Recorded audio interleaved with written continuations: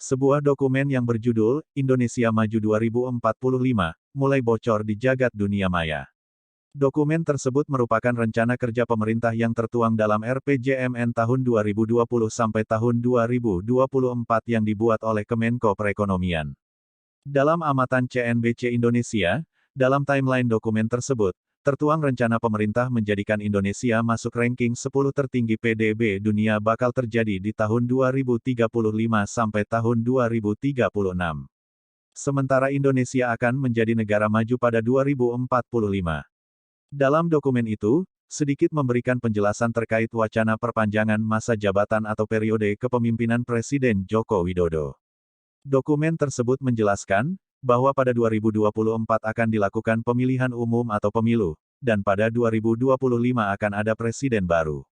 Dokumen itu tidak menunjukkan sama sekali perpanjangan masa jabatan Presiden Joko Widodo.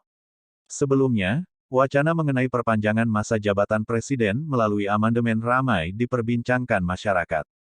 Hal tersebut terjadi setelah para kepala dan perangkat desa yang tergabung dalam Asosiasi Pemerintah Desa Seluruh Indonesia atau APDESI, menyatakan mendukung Jokowi lanjut 3 periode.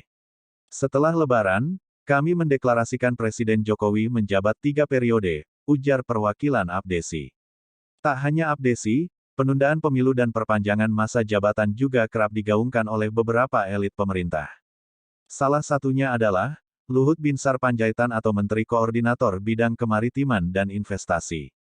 Kalau tiba-tiba nanti ada yang bilang rakyat minta begini-begini, DPR dan parpol berproses segala macam, lalu sampai ke MPR karena keadaan dan situasi, kemudian kita tunda sehari, setahun, atau 2 tahun, 3 tahun, itu sah-sah saja.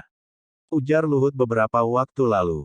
Selain Luhut, Airlangga Hartarto atau Menteri Koordinator Bidang Perekonomian, Menteri Dalam Negeri Tito Karnavian, hingga Menteri Investasi atau Kepala Badan Koordinasi Penanaman Modal BKPM, Bahlil Lahaladia, juga ikut berkomentar terkait wacana perpanjangan 3 periode. Kita harus mengerti yang namanya aspirasi, aspirasi itu tidak boleh ditolak apalagi kita suara Golkar adalah suara rakyat, kata Airlangga. UUD kita pernah di amandemen enggak? Bukan yang tabukan. Yang tabu di amandemen pembukaannya. Itu tabu? Kitab suci tabu, kata Tito di suatu kesempatan. Meski wacana perpanjangan tersebut ramai diperbincangkan, Jokowi menolaknya dengan tegas. Ia menegaskan tidak memiliki niat sedikitpun untuk menjabat selama 3 periode. Jokowi akan patuh terhadap konstitusi. Saya tegaskan, saya tidak ada niat, tidak juga berminat menjadi presiden 3 periode, tegas Jokowi, Senin, tanggal 15 Maret tahun 2022 lalu. Namun, pernyataan Jokowi tersebut seakan tidak memberi kepastian. Beberapa waktu setelah pernyataan itu keluar, masih ada segelintir orang yang mendukung penuh perpanjangan masa jabatan Presiden Jokowi. Namun, ia menegaskan akan patuh terhadap konstitusi. Namanya teriakan-teriakan seperti itu, saya sudah sering dengar. Tetapi yang pasti, konstitusi kita sudah jelas.